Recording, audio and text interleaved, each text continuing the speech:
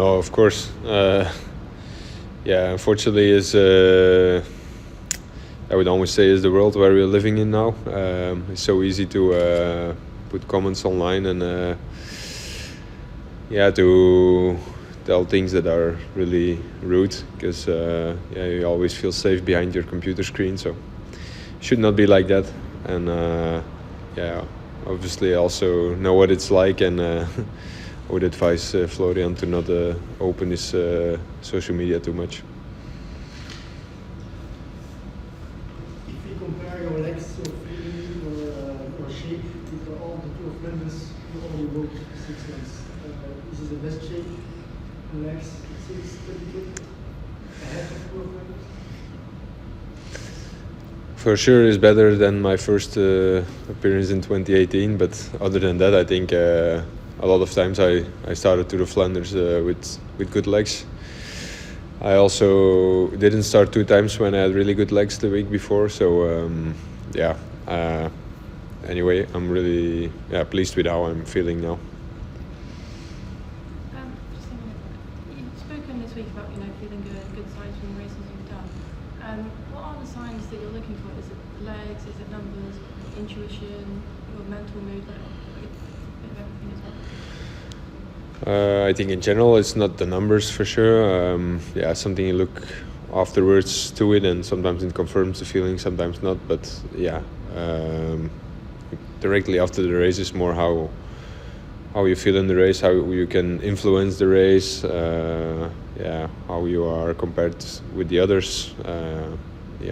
It's more a feeling. I guess you definitely feel that you can influence the races after these last 2 races. Yeah, I think the last 2 races were good. I raced how I love to race, aggressively, and with good finales. So I can be happy with that. You've been racing really well the last few races. Are you enjoying it? Is this an enjoyable task? Yeah, definitely. It's of course a stressful period, but it's also one of the best weeks of the year to be here in the middle of also the attention, but in the middle of the biggest scene we have maybe in cycling. I think as a Belgian, riding these classics is one of the best things you can do, and that's every year again goosebumps already with the reckon today and stuff like that. It's really cool to do. Is it fun to be with the big favourites in these big races, like you with Mathieu last Sundays, that bring back memories of you guys racing all through your careers? Do you enjoy that? Yeah, definitely brings back memories to be in the front together with Mathieu. On the other hand, it also feels not that strange, because it happened often in the past when we were younger already. So, like I said before, it's how I like to race, and I'm happy with that. How did you assess Renko finally participating in RBB, and if that could mean for you could be a kind of a light for your chances on Sunday? First I think it's really nice to see Remco on the starting line. I think he will be a huge competitor. He's one of the best one-day racers we have in the peloton, and I think it's very brave to try his chance. If he will be an ally, that will depend on a lot of factors. If he's there in the final, if I am there, what's the race situation? But what I like about him is for sure he's a real racer, and I consider myself as the same type of rider, so that can work well together. He's also the guy that can close the gap with Pogacar, because he has the time trial capacities you have as well. Remco is also exceptional. So a lot of people think he could be and should be an ally. Yeah, again, I think that's we can analyze afterwards, and you guys will probably also do. But it's a bit pointless now to go over all these different kind of scenarios before that might happen. There will happen a lot of other things because it's the Tour of Flanders and it will be chaotic, and yeah, it will be like always. You cannot really predict how it's gonna unfold. If you look back at the last 2 months, you have the crashing. You had game sick a little bit before the weekend. You had the bad weather conditions in Sierra Nevada.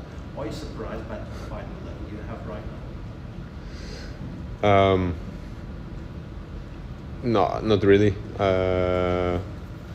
Yeah, this is where I worked for, and like you mentioned, I had a few setbacks. But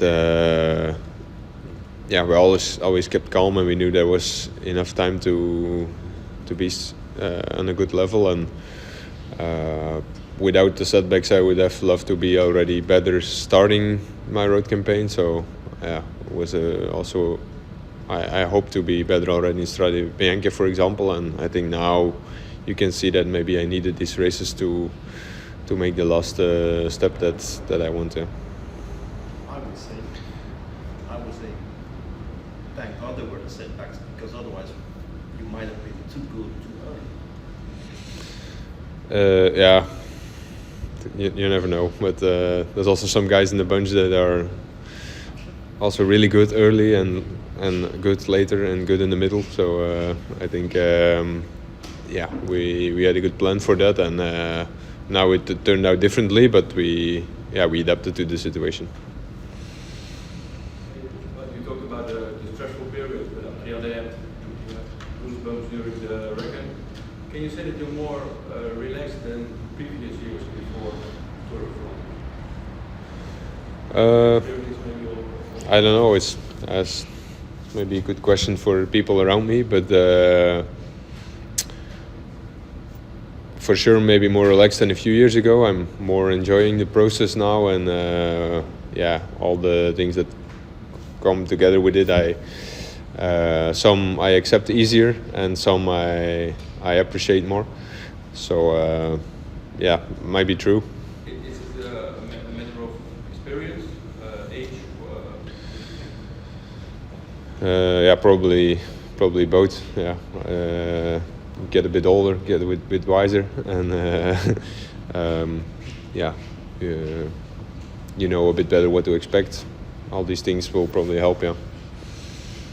Question for both. What do you think about the windy conditions? 2 minutes an hour on Sunday, or will that affect the race? How? Yeah, I looked at it yesterday again, and it might affect the race. Of course, there are not the real big sectors where it's very open, especially if the start would be now in Bruges. I think it would be different. And to start from Antwerp, going this direction, there's a lot of towns and villages we go through. But also in the final, I mean, the wind might play a role. But yeah, we will see on Sunday. Could make things even harder. I agree. Before Sanremo, Pogacar shared his best time on Cipressa. After Mathieu shared his 90 minutes partage numbers. Do you dare to share something about before of your personal training information? It will be definitely not as impressive as these guys. So yeah, it's. Wout took the KOM on Eichenberg on Wednesday. But they were not there, so yeah. I think, yeah. Your question is if I'm gonna share something. I think it will not change something if I would do. And yeah, to be more serious, the guys you're talking about, they, of course, for me, remain the big favorites, and they have something more than all the others in the starting line. That's for sure. I'd like to know the tactical approach of the team. You're considering a plan just with Wout as a sole leader, or other guys? Yeah, I think we have a good team at the start line. I mean, Wout clearly showed the last races that he's one of the strongest riders in the bunch, but also especially Christophe and Per They showed some good races and some nice results. So ideally we get to a situation where we can play more than one card. But I think the Tour of Flanders, especially the deep final, I would say the last 50 kilometers most of the time is very honest, and the best riders will come out on top, and then we see what the situation will be. But Wout will definitely be there. Can you imagine a perfect scenario in that finale? I know you can't predict it, but if you could have your perfect situation. Perfect situation is that Wout wins solo. Easy. Would you rely on the sprint or not? I think it's easy to say that the sprint after Tour of Flanders is always very different than any other sprint. So if it comes down to a sprint, I will give it my all and really fight for it, and we'll see if it's enough. For instance, you're in a three-man group, and there is Mathieu and there is today. Will you try something before the sprint, or say no to the sprint? I'm definitely not gonna say what I will do now here today, so that would be very stupid. Otherwise.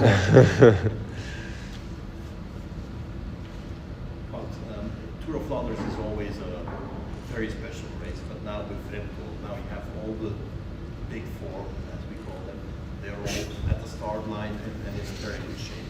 Do you also feel that you're approaching a historical race? Yeah, first of all, I wouldn't consider myself in this big four, but I think it's the Remco being in the start definitely changed something. I mean, he's don't have to explain you guys how good he is and what a special athlete he is. So the chance that he has an influence on how the race unfolds is bigger than that he doesn't have influence. So I expect him to be there and to be strong.